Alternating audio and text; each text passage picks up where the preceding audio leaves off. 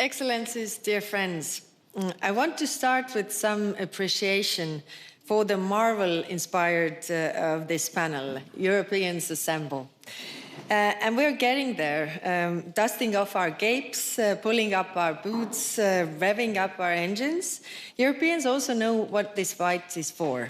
Not only our excellent living standards, health and happiness, but lessons we have learned from our own history.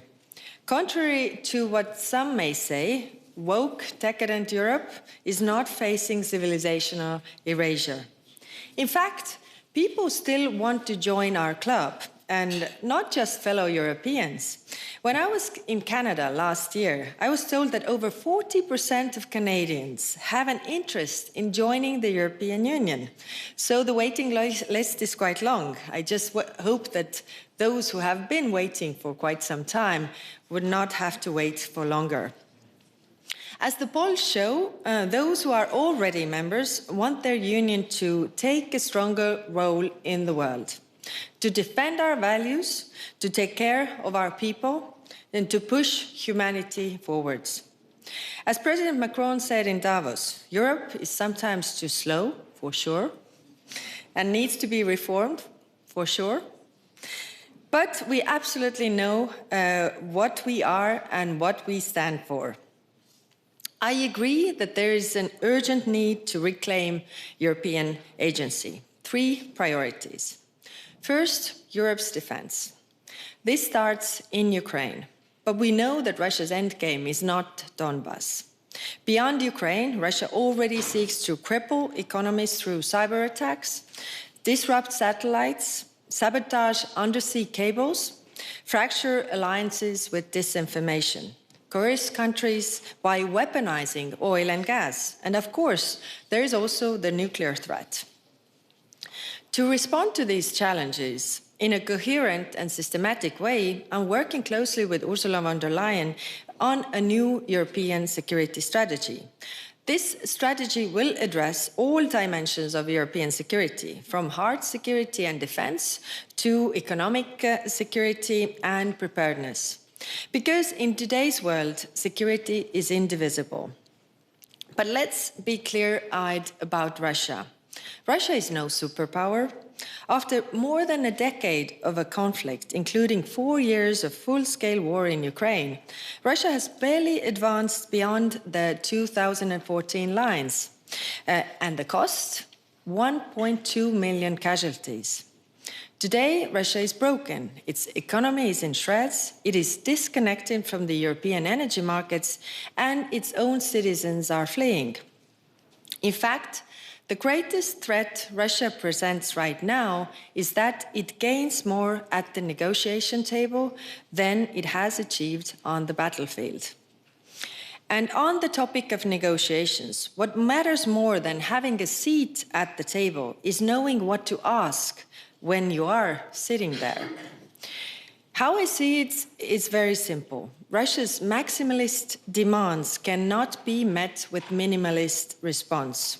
Think about it. If Ukraine's military is to be limited in size, Russia should be too. Where Russia has caused damage in Ukraine, Russia should pay.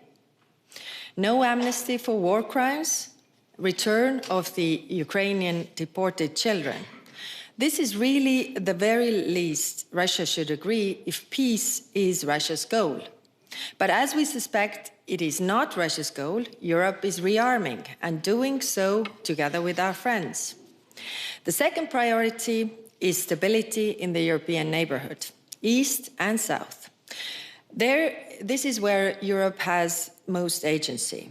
Our priority here is enlargement, the antidote to Russian imperialism. Since 1990, states that freed themselves from the Soviet domination and joined the European Union have grown more than twice as fast as Russia. In 1990, Russians were twice as rich as Poles. Today, Poles are roughly 70% richer than Russians. I also agree with the historian Timothy Snyder, who writes that European enlargement is vital for securing democracy and overcoming Europe's own imperial history. Today, enlargement is a geopolitical choice, and we must say yes. Our third priority is international partnerships. Take trade, for example. The European Union has built the largest free trade network in the world. Close to 80 countries are now covered by EU trade agreements. And on top of trade, we are creating partnerships on security and defense. 10 so far, including India and Australia this year alone. Countries want to diversify their partnerships to manage the risks in the rougher world, including a constant threat of tariffs.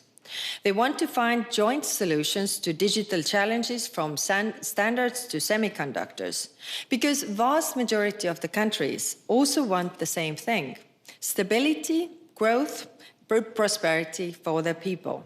The best way to get there is to go together. To conclude, we hear the call to action, Europeans assemble, and let me take more inspiration from the Marvel universe. Heroes are made by the paths they choose, not the powers that they are graced with. Europe's path is clear: defend Europe, secure our neighborhood, and build partnerships across the globe. Thank you.